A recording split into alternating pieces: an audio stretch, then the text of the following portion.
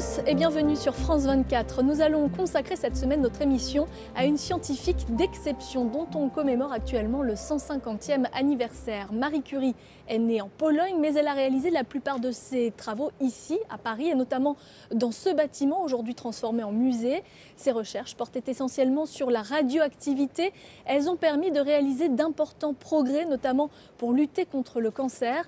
Retour sur ses principales découvertes qui lui ont valu 2 prix Nobel. Bien avant de devenir la célèbre Marie Curie, la jeune femme est une chercheuse brillante en physique en quête d'un sujet de doctorat. En 1897, elle s'intéresse aux travaux d'Henri Becquerel, qui a découvert le rayonnement naturel de l'uranium. D'après ses expériences, ce rayonnement n'est pas provoqué par des facteurs extérieurs comme la lumière ou la température, mais par la nature même de leur atome. Marie Curie pousse plus loin ses recherches en étudiant des minerais contenant de l'uranium, dont un en particulier, la pêche blonde, très présente dans les mines de l'actuelle République tchèque. Avec son mari Pierre, lui aussi physicien, ils extraient l'uranium de la pêche blonde. Et là, surprise, d'autres éléments radioactifs composent le minerai. En 1898, c'est la découverte du polonium, baptisé en l'honneur de la Pologne, patrie d'origine de Marie Curie. Puis en décembre, il découvre un nouvel élément baptisé radium, qui émet 1 million de fois plus de rayonnement que l'uranium.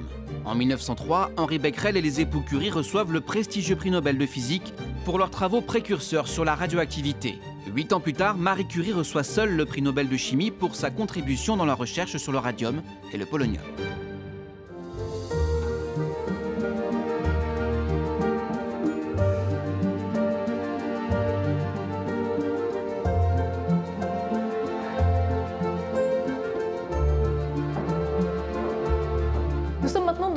Consacré à Marie Curie. C'est dans ce laboratoire qu'elle a passé les 20 dernières années de sa vie à étudier la radioactivité. Son mari, lui, n'a jamais connu cet endroit car il est mort dans un accident en 1906. Renaud Huynh, bonjour. Bonjour. À l'époque où Marie Curie travaillait ici, c'était déjà une scientifique reconnue, première femme enseignante à la Sorbonne, première femme à diriger un laboratoire universitaire. Qu'est-ce qu'elle faisait exactement entre ces 4 murs? Alors elle assumait le rôle de directrice du laboratoire.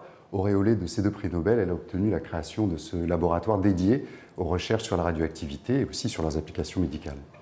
Pouvoir travailler dans de telles conditions, c'était vraiment du luxe. À l'époque, pendant longtemps, elle et son mari n'ont pas eu accès à de tels équipements. En effet, ce laboratoire était, notamment pendant l'entre-deux-guerres, le dernier cri, puisqu'il disposait de l'électricité, de l'eau, de l'air comprimé, et l'ensemble du bâtiment était dédié aux recherches en physique, en chimie sur les radiations. Avant de pouvoir être accessible au public, il a dû être décontaminé. Il était vraiment dangereux? Alors il n'était pas réellement dangereux, mais il y avait effectivement des traces de radioactivité résiduelle sur la paillasse, sur le mobilier, qui a dû être enlevé. Et évidemment, cette pièce est maintenant tout à fait dénuée de radioactivité.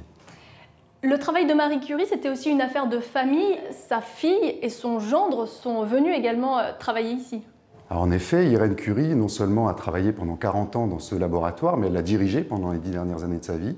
Et c'est ici qu'elle a rencontré son époux, Frédéric Joliot, et ensemble, ils vont découvrir qu'on peut transmuter la matière, qu'on peut créer des éléments artificiellement radioactifs.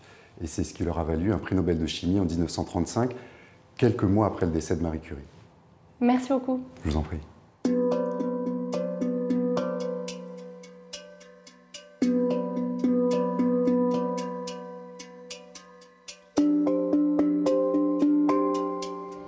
Marie Curie n'a pas seulement laissé son nom à un musée, elle est aussi et surtout à l'origine de la création d'un institut spécialisé dans la lutte contre le cancer, l'Institut Curie.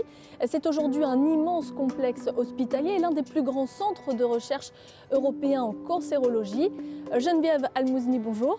Bonjour. Vous dirigez justement ce fameux centre de recherche de l'Institut Curie. Très vite, Marie Curie a compris que son travail pouvait avoir des applications en médecine. Elle venait d'ailleurs souvent échanger avec ses confrères dans ce jardin. En effet, ce jardin, c'est un lieu d'échange et on en profite encore aujourd'hui. Elle avait compris que le partage, la mise en commun, c'était un ingrédient essentiel au succès